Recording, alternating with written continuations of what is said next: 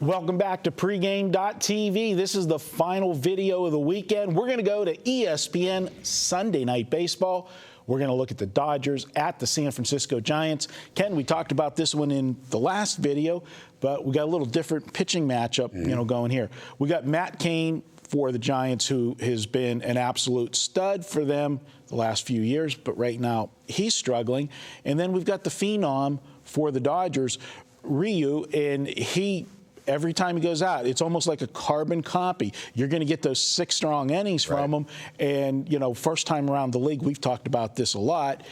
The pitcher has the advantage over the hitters, and he's showing that so far. Yeah, I really like this kid, and I got to sit down and actually watch a couple games with him on the hill. And you're right, he gets to 6 innings, 6 in the third, and that's it. That's where he runs out of gas. But you'll take those 6 strong innings, especially with Hanley Ramirez now back in that lineup. You should be able to outscore the opponent in the first 6 innings. And a lot of times I'll look at a pitcher like this with the first 5-inning prop as well. Yes, that's definitely a good way to go with the 5 innings, especially with teams like the Tigers with bullpens that blow up and stuff, But I'm looking at Matt Cain, and, I just can't put my finger. What do you think the problem is with Matt Cain this year? I mean, the last 3 starts, he's given up 14 runs. He's gone into the 6th inning all 3 times, but you can't be giving up this many runs, especially a team like the Giants that generally is not known to score runs. So if you're giving up that kind of, putting your team at a deficit, it's hard for them to come back. Well, the opener against the Dodgers and Kershaw, he pitched a gem. Of course, we remember Kershaw ends up hitting the home run. They got 3 more after that, won at 4-0. He got a no decision.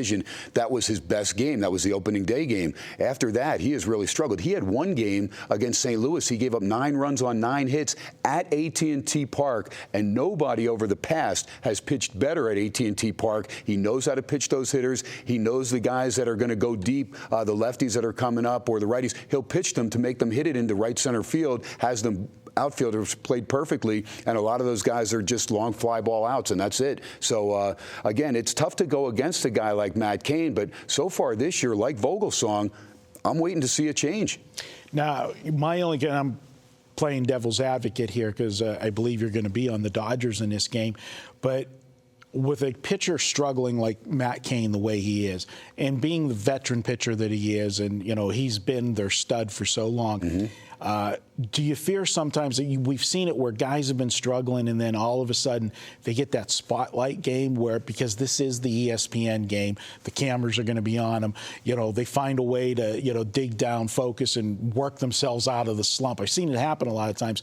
Would that be any concern to you with Matt Cain? Well, it's always a concern. But again, until you show me that it's fixed, first off, I'm going to get, because you are Matt Cain and you are at AT&T Park, I'm going to get value. I am going to get a good team, and again, a team that has Hanley Ramirez back in the lineup. People don't realize how huge that is to get him back in there, to mix him amongst those other hitters. He is a guy that now other players are going to see better pitches. That's huge from the offensive standpoint for the Dodgers, and we've already seen Cain implode a couple times this year. I mean, not Matt Cain-like performances, and again, show me consistently that you've changed that, like Dan Herron, like Yevgeny Gallardo, and I won't go against you anymore. All right, well, you know what? This is your free pick. Let's make it official. Let's do that. All right, I know very rarely will I go against the Giants at AT&T, and to go against them twice, that's tough. But again, the Dodgers, a very big series for the Dodgers. They come in 13-13. Again, I look for them to take 2 out of 3 in this series, maybe sweep with Kershaw on the hill coming off his dad's death. He's coming back, and he'll be focused on the Friday night game, which, again, we're taping on Friday.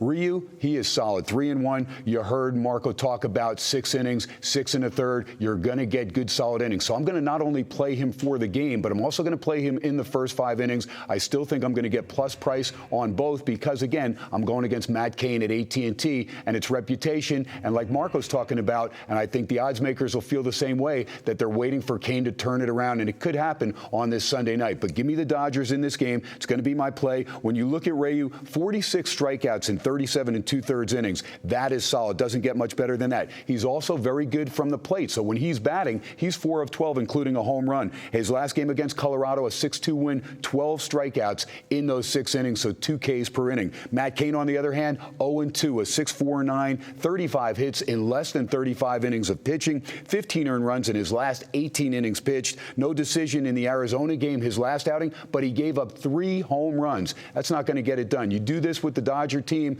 doesn't matter. They're going to take you deep at AT&T Park. So, again, the Dodgers, although they're 5-10 against the West and the Giants are 12-6 against the West, I look for L.A. to make this a huge series to show the rest of the NL West we are a player, we've got a high payroll, but we're going to be in this thing till the end. And for them to make a statement, they've got to do it against their arch rival on their arch rival's home field, AT&T Park. And I think they're going to not only win Saturday, they're going to win Sunday as well. They could sweep this series, Marco. Yeah, you know what? And I think a good indicator is to watch that Friday night game, because if Kershaw pitches a gem, which Kershaw generally does, but if he comes up with a big performance, I think it's going to, spark the team. He comes back, pitches, his dad, dad just passed away. It's emotional. That could be a spark they need for this series. So, I agree with you, and I would like it even more if Kershaw gets a big outing on Friday. Hey, guys, that's it. I want to thank Ken for coming into studio today. You can catch Ken here in Las Vegas, Sports X Radio. Great show. Marco's on now, too, on Monday nights, AM 720, 50,000 watts all over the West Coast, KDWN, sportsxradio.com if you're anywhere else in the country. But Marco D'Angelo is on Monday nights. And then we've got Chuck Edel, Fezzik, Vegas Runner, you name it. All the pregame guys get their turn on SportsX Radio. All right, there you have it. That's it, guys. We'll be back next week. The Tuesday crew will be taping. You'll have Fezzik, Brian Leonard, Vegas Runner in here. Chuck Edel in there. Ken and I will be back here Friday taping the weekend edition for you. Have a great week. Cash lots of tickets, guys. Thanks for watching pregame.tv.